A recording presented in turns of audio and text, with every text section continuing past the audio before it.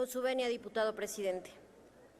Efectivamente son 17 reservas, porque estamos haciendo un trabajo minucioso de revisión de todos los engaños que aquí se vienen a decir de manera tan descarada al pueblo de México y que de manera muy triste y lamentable observamos cómo insisten en ello. Triste y lamentable que persistan en su empeño de seguir pensando que los mexicanos necesitamos gobiernos paternalistas. Pero les tenemos noticias. Ya somos un país que alcanzó la mayoría de edad hace mucho. Somos una nación capaz de darse cuenta de las artimañas y artilugios que utilizan en su mentira. Somos un país que observa cómo definen sus propios intereses y no los de la nación. Quiero insistir en un asunto de importancia nacional, que poco o nada se ha abordado y que los grupos parlamentarios que apoyan esta reforma no les conviene que se conozca.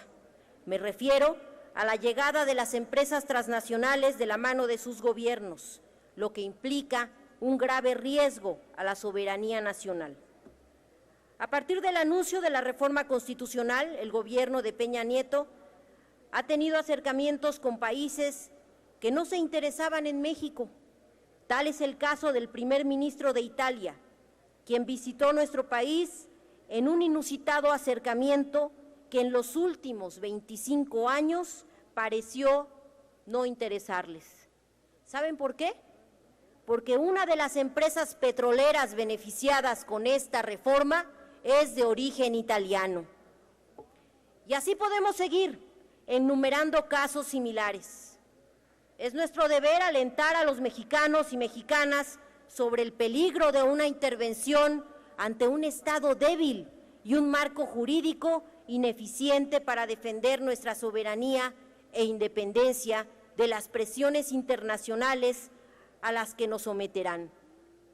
Estamos presenciando un lento golpe de Estado empresarial, internacional, porque donde las petroleras extranjeras participan, los gobiernos locales son nulificados. El gobierno argumenta que no están privatizando la industria energética porque no pusieron a la venta las instalaciones de Pemex y CFE, como si estas fueran los principales activos de la industria.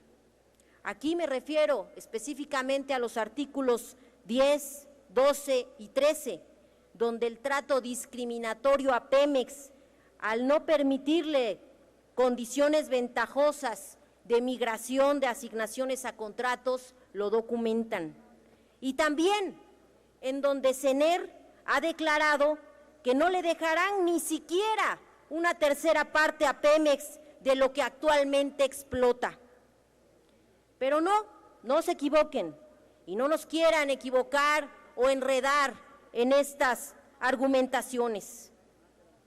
El principal activo de Pemex y CFE, después de los recursos humanos, son nuestras reservas petroleras, esas que se entregan a concesiones disfrazadas de contratos al capital privado.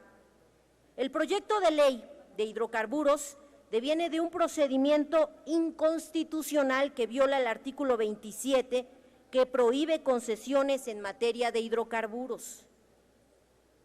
La ley contempla supuestos de los artículos 16 y 17 de una coexistencia de contratos y asignaciones, en particular en yacimientos transfronterizos, pero no se dan medidas adecuadas para garantizar el control del Estado, demostrando el espíritu extractivista de la ley. La tesis mexicana es muy clara y terminante. La propiedad no es un derecho natural que desde su origen perteneciera al ser humano por el simple hecho de tener esta calidad. Según nuestro pacto, la propiedad de las tierras y aguas es en su origen propiedad de la nación, o sea, del pueblo mexicano, y existen propiedades, según nuestros mandatos constitucionales, que no pueden en forma alguna ser transmitidas a los particulares, porque son la base y el sustento de nuestra identidad, nuestra estabilidad y nuestro progreso como nación. Ello se dispone así, no por una razón ideológica, ni por buscar eficacia, mucho menos para utilizar la propiedad nacional bajo la conveniencia de un sistema industrial, comercial o de servicios que pudiera sugerirse, sino para que se traduzca en un beneficio social igualitario. Quiero insistir por eso, una y otra vez, que estos contratos contenidos en la Ley de Hidrocarburos son en realidad concesiones petroleras que no establecen mecanismos de protección para la nación. Ahí está la contradicción de lo que ustedes llaman contratos cuando en realidad son concesiones. Al no marcar plazos máximos para los contratos y licencias, este es otro tema del artículo 19, esta ley no prevé que el Ejecutivo pueda hipotecar por décadas el futuro del país. Le deja la operación discrecional de las negociaciones de cada contrato y con ello manga ancha a la opacidad y por ende a la corrupción. Además, las fórmulas de contraprestación planteadas en estos ordenamientos no establecen límites al porcentaje de la renta petrolera que se le otorga al contratista. Dado que estas fórmulas le conceden al contratista una participación sustancial en las utilidades del petróleo, constituyen concesiones que siguen prohibidas en el artículo 27 constitucional. Por tanto, estos contratos y licencias presentan un grave problema de inconstitucionalidad. Es preciso incluir una prohibición tajante que impida a los contratistas privados recibir por cualquier concepto un porcentaje mayor a un límite razonable sobre el valor de la producción. Atrévanse, diputadas y diputados que apoyan esta reforma, a confirmar y a darle al pueblo de México la garantía de que la renta petrolera no estará amenazada con estos contratos que realmente son concesiones. Atrévanse a hacer el compromiso, no lo han querido decir ni los funcionarios de Hacienda ni ustedes como defensores de esta reforma. En adición a la falta de límites, las fórmulas de contraprestación en los contratos y licencias incluyen la obligación del Estado de reembolsar costos a estas empresas. Dada la imposibilidad de supervisar los costos de exploración y extracción de un yacimiento petrolero, y según indica la experiencia internacional, el concepto de recuperación de costos ha dado lugar a grandes abusos y corrupción, porque por lo general los contratistas inflan los costos, lo que implica una transferencia adicional de renta petrolera. Es oportuno comentar que las fórmulas de contraprestaciones planteadas en estos dictámenes ya han sido utilizadas con resultados muy negativos en países como Venezuela, Ecuador, Bolivia, Kazajistán, más de un 90%.